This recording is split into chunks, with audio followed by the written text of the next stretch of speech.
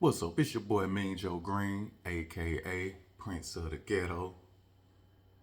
OJ the Juiceman has been allegedly, well, he been arrested, but they saying that he allegedly pointed his gun at the state trooper on the highway. The state trooper claiming that he saw OJ the Juiceman pointing his gun at him and sped off in traffic, driving recklessly. And then the trooper said when he caught up with him, said OJ the Juice pointed the gun at him again and sped back in traffic again, driving recklessly. And I guess he got the license tag and the car came back and it was in the OJ the Juiceman name. But the patrolman, the state trooper said that he saw that it was OJ the Juiceman that did it. But it was a woman said that OJ the Juiceman rented the car in his name for her. And she said that it was another man driving the car, at the time. It wasn't OJ. So I'm like, God damn, what the hell? So it's either the state trooper, he saw a guy pointed the gun at him, but since they ran the name in, he must thinking that it was OJ the Juiceman that did it. But there's a woman saying that it was another guy in the car at the time. And it possibly wasn't OJ that did that. But if it was OJ that did that, man, that's a crazy allegation, man. You pointing a gun at a state trooper on the highway? Man, that sound off for a guy like OJ the Juiceman, But in that situation, I'm hoping that they get that straight and it wasn't OJ that did that, Cause I'm a big fan of OJ. OJ was one of the ones who helped started this trap music, who was a big impact in this trap music. OJ the Juiceman was a big influence in the trap music era. He had a style, like he had a different style in that era. He stood out with this trap music in the trap music era. And I got to give that man props, man. I always thought that he was going to go farther than he did. Because really, he's supposed to blow up. OJ the Juiceman should have been like another T.I. in the game. He's supposed to have blew up. But, a lot of people were saying that OJ the Juiceman was more of a street artist. Well, a street person than a rapper. OJ the Juiceman, he was more in the streets. He was a real street ninja. And he rapped, a lot of people when they in the streets, they want to rap to get out the streets, to have a career. And do something different than staying in the streets. Because we all know, if you continue to stay in the streets forever, you're going to eventually lose. And, he was managed by Waka Flocka mother, Deb Anthony. And she said she hate that she fumbled OJ the Juiceman. She said she neglected OJ the Juiceman, stating that she should have put more time and effort in OJ and blew him up because he was ready. He had a lot of hood classes. OJ the Juiceman was ready, man. Quarter brick, half a brick, whole brick, hey! Quarter pound, half a pound, whole pound, okay! 100 pills, 1,000 pills, serving major way.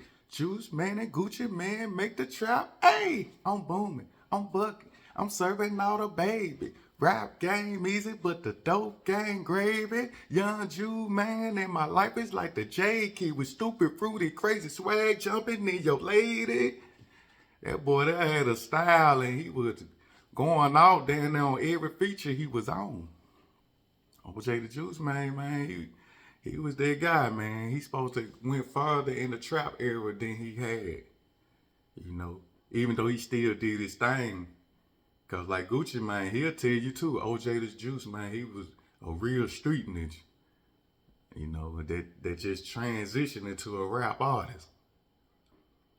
So that's probably why he didn't make it too far in the game, because he was more in the streets. Like I said, I always say this, if you want to be a rapper, you can't be in the streets and trying to be a big rapper. You're going to have to let the streets go and transform into a major rap artist if that's what you want to be. And I remember OJ the Juiceman said he got shot up like 8 times on a Sunday. And later on that weekend, he still went and did a show. He said he was standing on the stage, you know what I'm saying, with the crutches, rapping. He said he started feeling himself. He said, hey, he said he passed the crutch over to his DJ. He said he was feeling it, but he was in pain though, and said he still was rapping every word for word of his song, Rocky. I said, yeah, that OJ, he one in the one, man. OJ the Juiceman was one in the one. Shout out to that boy, man. All his verses that he was on, that Thirsty with Player Fly and Gucci Mane, that was a hit. OJ the Juiceman had some hits, man. They wasn't mainstream, but he had a lot of underground hits, man, that the streets loved. And, you know, we played them, we loved it, you know. He had his time. He was in that trap era, and he did his thing, you know. And I want to shout out OJ for that, man. But I always thought OJ the Juiceman should have went further than he went. And his former manager, Aunt Debbie, she said it. She said she should have put more energy into OJ. Cause OJ was that one, man. They should have did that during that time. Cause I know OJ, he could have been bigger or as big as Gucci Mane, as a young Jesus. If she would have kept her hand on him and moved him further, he had potential to be big like one of those artists. But like I say, man, you can't be in the streets half-stepping with it. You in the streets getting this street money, then you want to go over here and get in the rap game and get this rap money. Which is the reason why he got hit up 8 times for being in the streets. You're going to have to be all the way in the streets, or you're going to have to be all the way rapping in the studio. But you try to level it and do both, you're going to burn out. You can't do both and be big in both.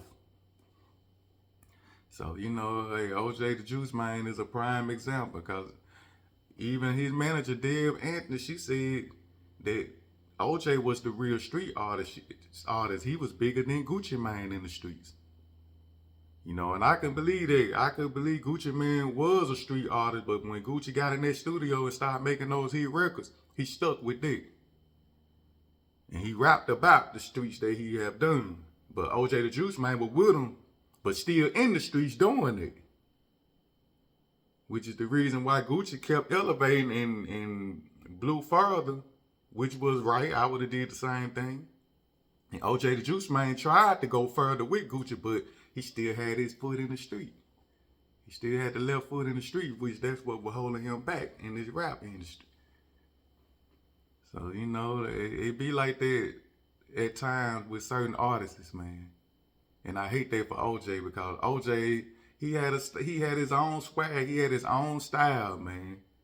And I'm telling you, that boy there, if he would have stuck with it like Gucci and put his foot on the pedal in the rap game, he would have stood out. He would have been big. In my opinion. I know, yeah, he would have been big.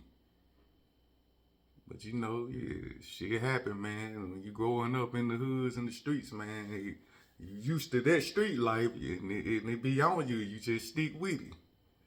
And you have a dream of rapping, you doing it, but you still, the streets just in you. It be like that sometimes in some of these people. When you was born in the streets, you know.